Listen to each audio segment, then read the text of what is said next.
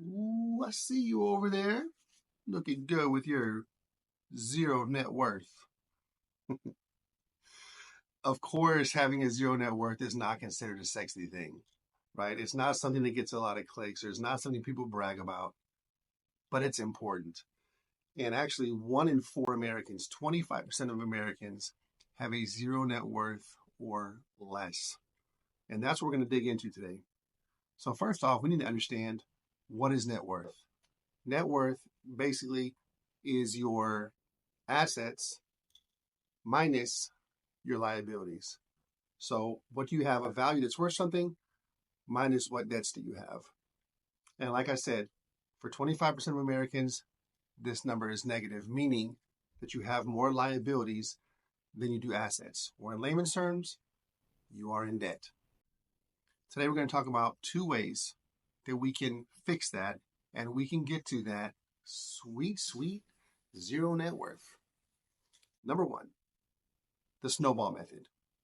And number 2 is the avalanche method. We're going to start with the snowball method. So this method consists of 4 steps. They're pretty easy. Number 1, we're going to list out all the debts that we have. And we're going to list them from smallest to largest. Okay?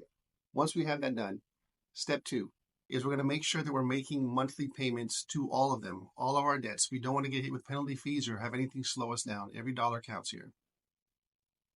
Number 3, we're going to make extra allocations towards our smallest debt. So any extra money we have left over at the end of the month is going to go focused on that debt, the smallest debt.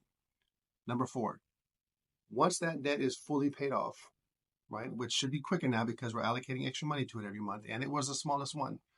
Once it's gone, we're now going to take the money that we were applying to that debt, and we're going to apply all that money to the second smallest debt until that one disappears, and so on and so forth.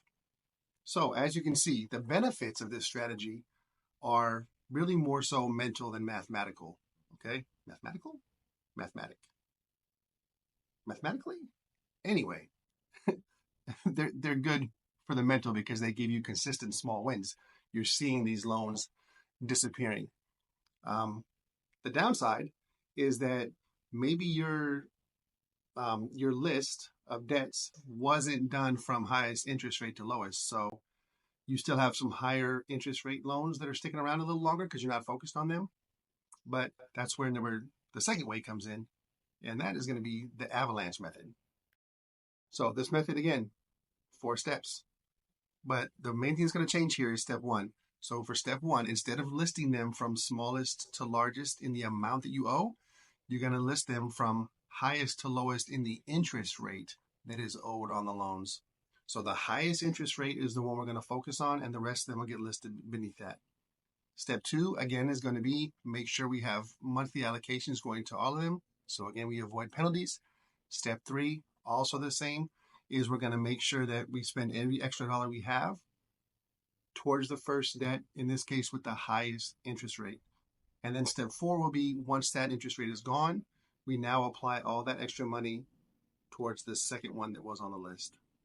So the advantages of this one are, it's almost like the opposite of the snowball method. The advantage of this one is that you're going to take care of the high interest rate ones first. So it's going to end up saving you more money. The disadvantage is maybe that's your biggest loan, so it takes longer to pay off. So you might not necessarily get these little wins along the way the same way you would with the snowball method. But again, that could vary depending on what your loans look like. Maybe your smallest loan is also the one with the highest interest rate. So in that case, it works out well for you. But maybe it's not. That's up to the individual and the situation that they're in. Okay, so those are the 2 methods we can use to get out of debt. You choose which one works for you, but you need to choose one and you need to get started.